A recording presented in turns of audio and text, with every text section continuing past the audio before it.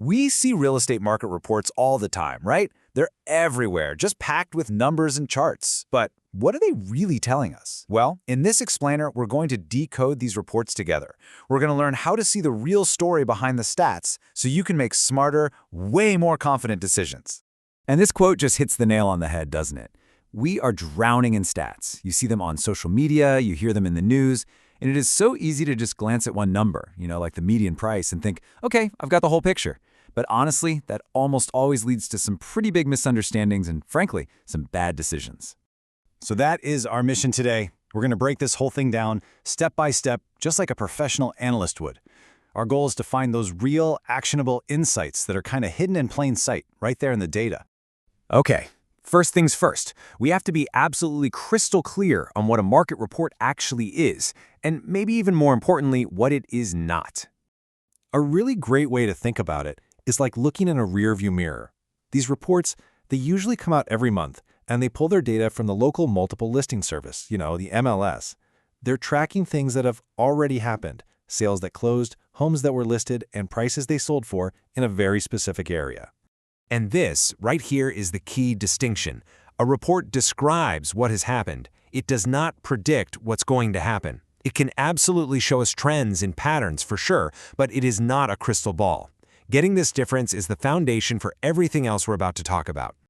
All right, so when you open a report, you usually get hit with these big, flashy numbers right up front. I kind of like to call them dashboard metrics, but they can be super misleading if you don't understand their limits. The car dashboard analogy is pretty much perfect here.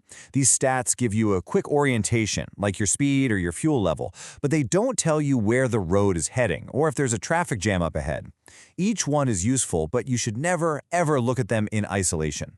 Everyone obsesses over the median sale price, but here's the inside scoop. It's a lagging indicator. A sale that closes today is based on a decision a buyer made maybe 30, 60, even 90 days ago.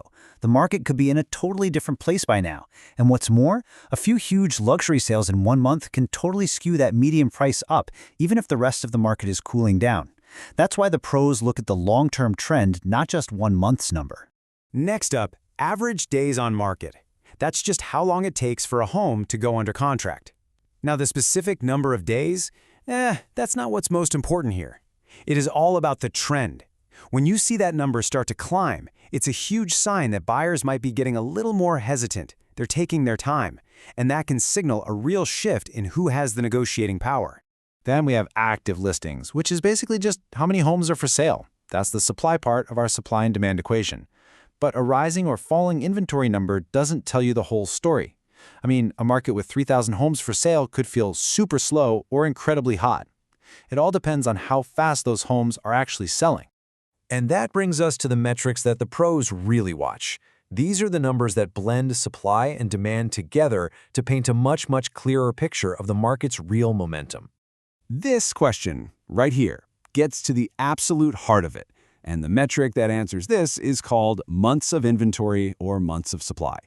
Honestly, if you remember one number from this whole thing, this is the one. It's probably the single most important number in any market report. So here's how it breaks down. Less than 4 months of supply, that generally means it's a seller's market, not a lot for buyers to choose from. 4 to 6 months is what we consider a nice balanced market. And more than 6 months? Well, that's typically a buyer's market with plenty of options. A steady rise in this number is often the very first sign that a market is shifting, sometimes way before prices even start to react. So if the median price is like looking in the rearview mirror, pending sales are our best indicator for looking forward, through the windshield. This number tracks homes that are under contract but just haven't closed yet, so it reflects the most recent buyer activity. When you see pending sales go up or down, you can bet that closed sales will follow suit a month or two later. It's like a sneak peek of what's coming. And finally, there's sales volume, the total number of homes sold. This is just a really clear, simple measure of overall demand. If you see prices staying flat, but the number of sales is dropping month after month, that is a huge red flag that buyer demand is weakening and price adjustments could be right around the corner. Okay, so we know what all these numbers mean now, so let's talk about the important part, how to turn all this data into smart decisions, while, avoiding some of the common traps people fall into. So here are the 4 biggest mistakes to avoid. 1. Never ever rely on just a single metric. 2. Don't overreact to 1 month of data. Always look for the trend over time. 3. Don't forget about seasonality. A dip in sales from July to August might be totally normal. Comparing this August to last August, that's way more telling. And finally, number 4, remember that all real estate is local. Statewide numbers might have nothing to do with what's actually happening on your specific block.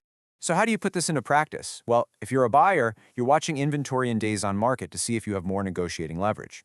If you're a seller, you're looking at months of inventory and pricing trends to help you set a realistic price from the get-go.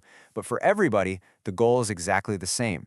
Use the data to take the emotion out of the equation and match your expectations to what the market is actually doing. And that really is the main point of all this. A market report is not a crystal ball. Its purpose isn't to predict the future. The real goal is to understand the present, clearly. And when you know how all these different pieces fit together, you gain that clarity, that understanding of what's happening right now. And that's what empowers you to make great decisions.